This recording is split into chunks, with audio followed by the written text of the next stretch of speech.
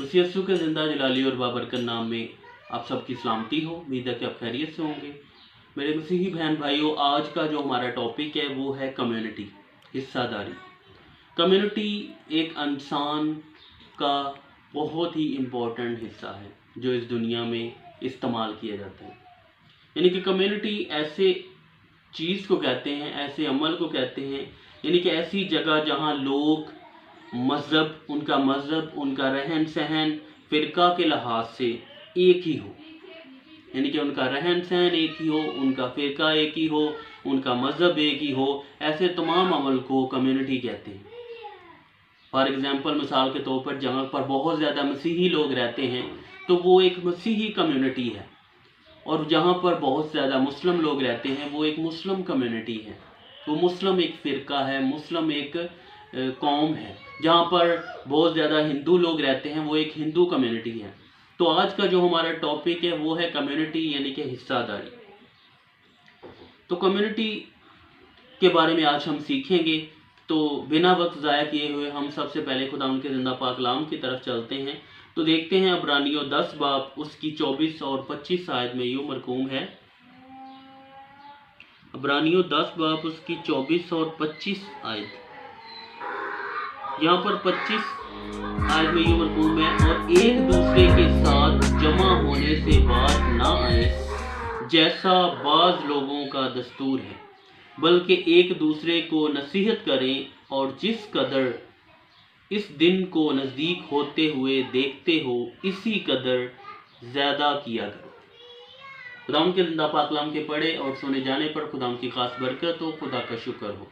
जी तो मेरे मसीही बहन भाइयों, यहाँ पर लिखा हुआ है कि जिस कदर मुमकिन हो एक दूसरे के साथ जमा हुआ करें, एक दूसरे के साथ मिला करें, एक दूसरे के साथ मिलकर दुआ किया करें, एक दूसरे के साथ जमा होने से ग्रेस ना करें। यहाँ पर लिखा हुआ है, और जितना हो सके उतना ही मिला करें। लेकिन आजकल मैं देख सकता हूँ कि कोरोना वायरस की वजह से बहुत सारे ऐसे हमारे मसीही बहन भाई हैं, बहुत सारे ऐसे हमारे लोग हैं जो कोरोना वायरस की वजह से चर्च जाना बंद हो गए हैं। वो चर्च नहीं जाते, वो यही कहते हैं नहीं कोरोना वायरस है, हमें किसी न किसी से वहाँ पर मिलना पड़ेगा, हमें हाथ मिलाना पड़ेगा, हमें मिलना पड़ेगा, तो इसलिए हमें चर्च ही नहीं जाना। वो अपने मज़हब को, अपनी कम्युनिटी को और खुदा के इस कॉल को, खुदा के इस हुक्म को डिनाई कर रहे हैं, वो मानने से इनकार कर रहे हैं, इसको फॉलो नहीं कर रहे। तो मेरे मसीही बहन भाइयों, हमें फॉलो करने की ज़रूरत है, हमें इसकी पैरवी करने की ज़रूरत है। क्योंकि आप देख सकते हैं कि खुदा के ज़िंदा पाक कलाम में लिखा हुआ है कि जिस कदर मुमकिन हो, क्योंकि वक्त बहुत ज़्यादा नज़दीक है, हमें ज़्यादा से ज़्यादा इकट्ठे रहना चाहिए। इकट्ठे रहकर हमें दुआ करनी चाहिए, इबादत करनी चाहिए, परस्तिश करनी चाहिए, हमदोस्ताइश करनी चाहिए। लेकिन हमारे मसीही लोग बहुत सारे ऐसे हैं जो हमारी परस्तिश भी नहीं करते। हमारे लोग जो हैं बहुत ज़्यादा जो खुदा की परस्तिश नहीं करते, इबादत नहीं करते। इसीलिए मेरे मसीही बहन भाइयों, यहाँ पर खुदा उनके ज़िंदा पाक कलाम में साफ साफ लिखा है कि एक दूसरे के साथ जमा होने से बाज ना आए जैसा बाज लोगों का दस्तूर है, बल्कि एक दूसरे को नसीहत करें, और जिस कदर इस दिन को नज़दीक होते हुए देखते हो इसी कदर ज़्यादा। यानी कि जितना वक्त ज़्यादा आपको लगता है कि खुदा का नज़दीक है, उतना ही ज़्यादा आप एक दूसरे के साथ जमा हो, उतना ही ज़्यादा चर्च जाएं, परस्तिश करें, उसकी हमदोस्ताइश करें। क्योंकि आप नहीं जानते कि खुदा किस टाइम आ जाएगा, आप नहीं जानते कि आप किस टाइम खुदा के पास चले जाएंगे, क्योंकि ज़िंदगी और मौत का सरचश्मा वही है। आप नहीं जानते कि आपका कौन सा टाइम है। इसी तरह हम खुदा उनके ज़िंदा पाक कलाम में से एक और वर्स देखते हैं। रोमियो 12 बाब उसकी 4 और 5 आयत में यूँ मरकूम है। रोमियो 12 बाब उसकी 4 और 5 आयत। यहाँ पर लिखा हुआ है, क्योंकि जिस तरह हमारे एक बदन में बहुत से अज़ा होते हैं और तमाम अज़ा का काम यकसा नहीं, इसी तरह हम भी जो बहुत से हैं मसीह में शामिल होकर एक बदन हैं और आपस में एक दूसरे के अज़ा। आमीन। जी तो मेरे मसीही बहन भाइयों, यहाँ पर भी खुदा उनके ज़िंदा पाक कलाम में पौलुस रसूल ने बहुत ही अच्छी वर्ड्स को दर्ज किया है। जो खुदा ने उसे बताई है। यहाँ पर हम देख सकते हैं कि हम जो हैं खुदावंद यीशु मसीह के एक जिस्म के अज़ा हैं, तो हमारा आपस में मिलना बहुत ही ज़्यादा ज़रूरी है। यहाँ पर देख सकते हैं कि हम जो हैं, क्योंकि जिस तरह हमारे एक ही बदन में बहुत से अज़ा होते हैं और तमाम अज़ा का काम यकसा नहीं, इसी तरह हम भी जो बहुत से हैं मसीह में शामिल होकर एक बदन। आप देख सकते हैं हम चर्च में जाते हैं तो क्वायर जो है वो अपना काम करती है, क्वायर का काम है प्रस्तुत करना। इसी तरह हम देखते हैं जो पास्टर होता है, पास्टर का काम है कलाम सुनाना। इस तरह जो हारमोनियम प्ले करता है उसका काम है कि वो हारमोनियम प्ले करता है। जो तबला बजाता है उसका काम है तबला बजाना। यानी कि खुदा बाप ने जिस कदर या जिस तरह की उसे नेमत दी है वो अपनी नेमत को उसी तरह इस्तेमाल करता है। हम सारे लोग मिलकर अपनी अपनी नेमत को इस्तेमाल करते हैं। जो तबला बजाता है, जो हारमोनियम बजाता है, कोई कलाम सुनाता है, कोई कवायद के ज़रिए प्रस्तुत करता है। जिसको खुदा ने गले की ज़रिए आवाज़ जैसी नेमत दी है वो अपनी आवाज़ से खुदा के नाम को इज्जत और जलाल देता है। जिसको खुदा ने तबले जैसी नेमत दी है, तबला प्ले करने की हिम्मत ताकत दी है, वो तबला प्ले करता है। जिसको हारमोनियम प्ले करने की हिम्मत ताकत दी है वो हारमोनियम प्ले करता है। जिसको खुदा बाप ने कलाम सुनाने की हिम्मत दी है, हिकमत फहम बुजुर्गी दी है, वो कलाम के ज़रिए खुदा बाप की खिदमत करता है। और जिनको खुदा बाप ने सुनने की, कलाम को सुनने की और उस पर अमल करने की तौफीक अता फरमाई है, वो खुदा का कलाम जाएं और इकट्ठे मिलकर उसकी प्रस्तुत करें, उसकी हमद व सताइश करें और खुदा के कलाम को सुने और उसके नाम को इज्जत व जलाल दें। अगर आपको खुदा बाप ने तबले जैसी नेमत दी है तो आप जाकर तबला प्ले करें। अगर आपको हारमोनियम जैसी नेमत दी है तो आप हारमोनियम जाके प्ले करें। अगर आपको खुदा बाप ने कलाम जैसी नेमत दी है तो आप जाकर कलाम जैसी नेमत को खुदा बाप के लोगों के साथ शेयर करें। अगर आपको अच्छी आवाज़ दी है, अगर आप क्वायर के मेंबर हैं, क्वायर के लीडर हैं, तो आपको क्वायर के साथ मिलकर उसकी हमद व सताइश करने की ज़रूरत है। तब भी खुदा के नाम को इज्जत और जलाल मिलेगा और आप उसी तरह उसके जलाल में बढ़ते और तरक्की करते रहेंगे।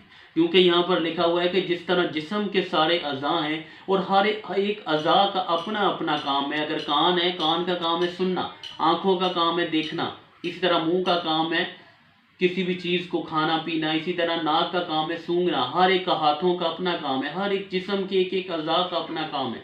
इसी तरह खुदा के जो कम्युनिटी है, खुदा के जो लोग हैं, इसी तरह वो भी बहुत सारे लोग मिलकर एक कम्युनिटी बनती है। और जब सारी कम्युनिटी बन जाती है तो फिर हर एक कम्युनिटी के हर एक फ़र्द का अपना अपना काम होता है, तब भी खुदा के नाम को इज्जत व जलाल मिलता है। अगर हर बंदा अपने अपने घर पर बैठा रहे, जो तबला प्ले करता है वो भी अपने घर पर बैठा रहे, जो हारमोनियम प्ले करता है वो भी बैठा रहे, जो क्वायर है वो भी बैठी रहे और लोग हैं वो भी बैठे रहें, तो फिर कैसे खुदा के नाम को इज्जत व जलाल मिलेगा?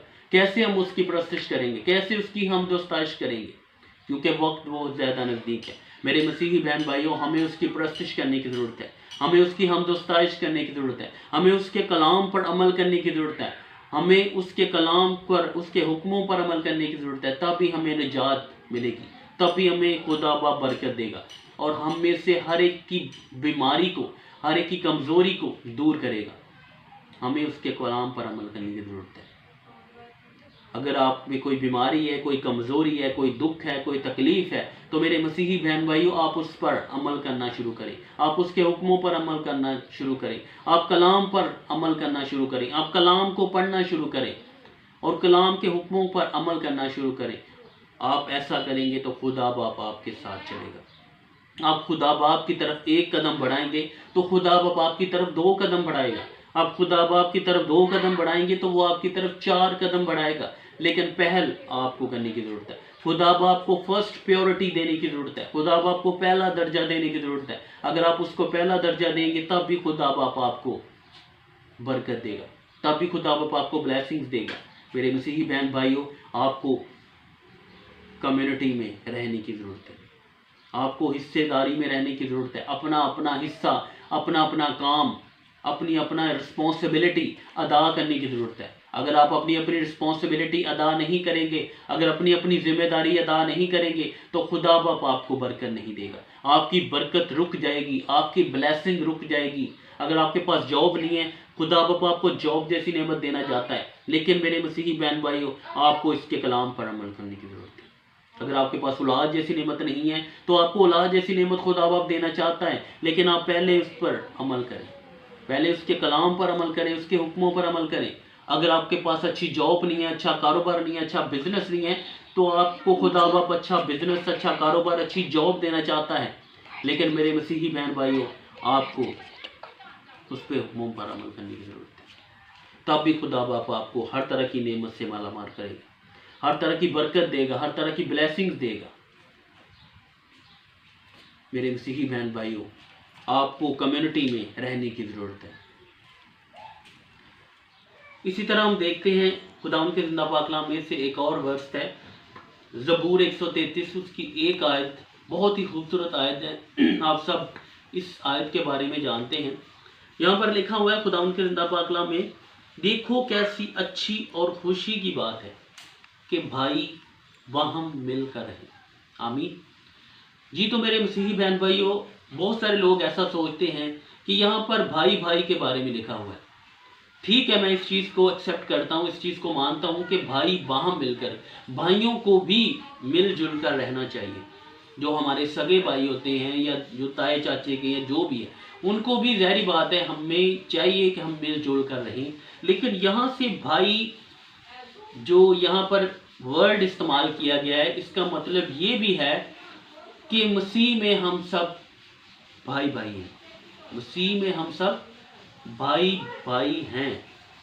तो हमें हिस्सेदारी में देखा जाए तो हम सब भाइयों को, सारी मसीही कम्युनिटी को मिलकर रहना चाहिए, यकजा होकर रहना चाहिए, एक होकर रहना चाहिए, एक दूसरे का साथ देना चाहिए, एक दूसरे की हेल्प करनी चाहिए, एक दूसरे के सुख में, दुख में, बीमारी में, कमज़ोरी में, खुशी में, गम में शरीक होना चाहिए, एक दूसरे का साथ देना चाहिए।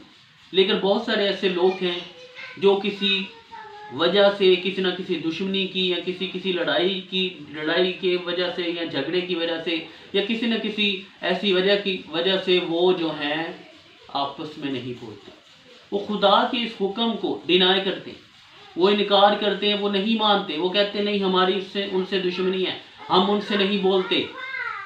लेकिन खुदा का जिंदा कलाम हमें बयान कर रहा है कि हमें मिलकर रहना चाहिए, हमें एक दूसरे के साथ इत्तेफाक से रहना चाहिए, हमें एक दूसरे का साथ देना चाहिए।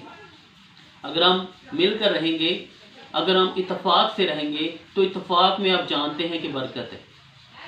अगर आप खुदा के जिंदा पाक कलाम में देखते हैं, खुदा के जिंदा पाक कलाम में लिखा हुआ है कि जहाँ पर एक या दो मिलकर दुआ करेंगे, इकट्ठे होंगे, दुआ करेंगे, उसकी परस्तिश करेंगे, उसकी हमदोस्ताइश करेंगे, तो खुदा यीशु मसीह हमें बयान कर रहा है कि वहाँ पर मैं हाजिर और नाजिर हूँगा। तो ज़ाहिर बात है हम अगर मिलकर, कम्युनिटी के साथ मिलकर, चर्च में जाकर या वैसे घर में मिलकर इबादत करेंगे, या चर्च में अगर जाकर जितने ज़्यादा लोग होंगे उनके साथ अगर परस्तिश करते हैं, इबादत करते हैं, तो ज़ाहिर बात है खुदा उनका पाक रूह यहाँ वहाँ पर मौजूद होगा और खुदा बाप हमें बरकत देगा। आपके अपने ईमान को मजबूत करें। जितना ज़्यादा आपका ईमान मजबूत होगा, जितना ज़्यादा आप इबादत करेंगे, परस्तिश करेंगे और अच्छे काम करेंगे, खुदा के कलाम पर यकीन रखेंगे, उसके हुक्मों पर अमल करेंगे, तो खुदा बाप आपको बरकत देगा।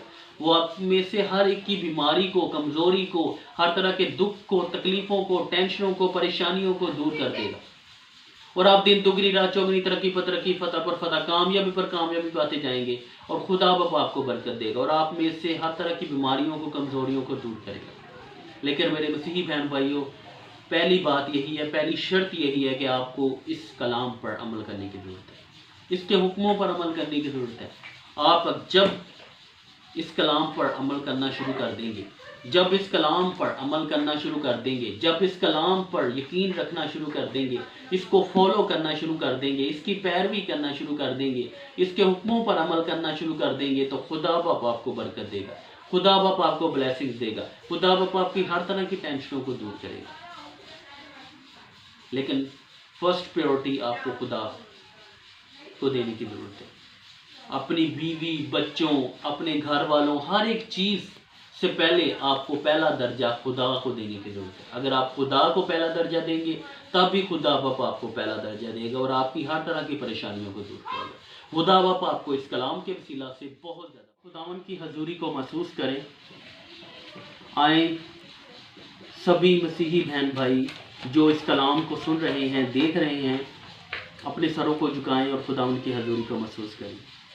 कदूस कदूस रब्बुल फाज आसमान और ज़मीन के खालिक व मालिक है खुदावन, दिल और दिल की अथाह गहराइयों से मैं तेरा शुक्र अदा करता हूँ खुदावन आज के इस ज़िंदगी बख्श कलाम के लिए। खुदावन तेरा शुक्र करता हूँ खुदावन आज के दिन के लिए जो तूने हमारी ज़िंदगी में बख्शा। खुदावन तेरा फजल, तेरा रहम, तेरी कुदरत, तेरी नाइटिंग, तेरी ब्लेसिंग्स के लिए खुदावन मैं तेरा शुक्रिया अदा करता हूँ। ज़िंदगी और ज़िंदगी की तमाम नेमतों के लिए, बरकतों के लिए, बख्शिशों के लिए खुदावन तेरा शुक्रिया अदा करता हूँ। खुदावन एकदम तेरे इस बेटे बेटियों के लिए तेरा शुक्रिया अदा करता हूँ जिन्होंने खुदावन तेरा आज ज़िंदगी बख्श कलाम को सुना है। खुदावन एकदम इस कलाम को खुदावन इनकी ज़िंदगियों में खुदावन डिप कर दे। खुदावन इनकी ज़िंदगियों में खुदावन खुदावन घर कर जाए ये कलाम इन, ताकि इस कलाम के वसीला से ये लोग बरकत पाएँ, बरकत पर बरकत पाएँ और तुझ में खुदावन बढ़ते और तरक्की करते जाएँ खुदावन, बल्कि 100 का 100 गुना खुदावन, ना कि 20 गुना, 40 गुना, 60 गुना, बल्कि 100 का 100 गुना इस कलाम के वसीला से फल लाने वाले बन सकें। और खुदावन तेरे हुक्मों पर अमल करें और कम्युनिटी के साथ रहें और तेरी हमदोस्ताइश करें, तेरी परस्तिश करें और तुझ में खुदावन बढ़ते और तरक्की करते जाएं और कोई ऐसा काम ना करें जो तेरी नज़र में गलत हो। खुदावन मैं खुदावन दुआ करता हूँ इनकी फैमिलीज़ के साथ हो खुदावन, इनके घरानों के साथ हो खुदावन, एकदम ये घराने खुदावन दिन दुगनी रात चौगनी तरक्की पर तरक्की, फतह पर फतह, कामयाबी पर कामयाबी पाते जाएं और तेरे नाम को खुदावन इज्जत और जलाल दे। खुदावन एक एक को छूना, एक एक को ब्लेस करना। खुदावन खुदावन मैं दुआ करता हूँ खुदावन जिनकी खुदावन हर तरह की खुदावन लिवर प्रॉब्लम, हर तरह की खुदावन आइज़ प्रॉब्लम, हर तरह की खुदावन घुटनों की प्रॉब्लम, हर तरह की खुदावन जिनके पास औलाद जैसी नेमत नहीं है उनको औलाद जैसी नेमत प्रोवाइड कर, जिनके पास घर नहीं है, जॉब नहीं है, कारोबार नहीं है, बिजनेस नहीं है खुदावन उनको कारोबार, बिजनेस, जॉब प्रोवाइड करे। खुदावन खुदावन हर तरह का ब्लड प्रेशर प्रॉब्लम, हर तरह की शुगर प्रॉब्लम खुदावन यीशु के नाम से खुदावन जाती रहे और तेरे नाम को खुदावन इज्जत और जलाल देने वाले बन सके। खुदावन एक एक को छूना, एक एक को ब्लेस करना खुदावन मांगते तेरे मुकद्दस और मीठे नाम से, आमीन। आए हमारे बाप तू जो आसमान पर है, तेरा नाम पाक माना जाए, तेरी बादशाही आए, तेरी मर्जी जैसे आसमान पर पूरी होती है ज़मीन पर भी हो। हमारे रोज़ की रोटी आज हमें दे, जिस हमारे कर्जदार को बख्शते हैं तुम्हारे कर्ज हम बख्श, हमें बख्शा ना पड़ने दे बल्कि बड़ाई से बचा, क्योंकि बादशाह कुदरत जलाल हमेशा तेरा है, आमीन। अब हमारे खुदा यीशु मसीह का फजल, खुदा बाप की मोहब्बत, पाक रूह की रफ़ाकत और शराकत अब से लेकर हमेशा तक होती रहेगी, आमीन। खुदा के नाम से।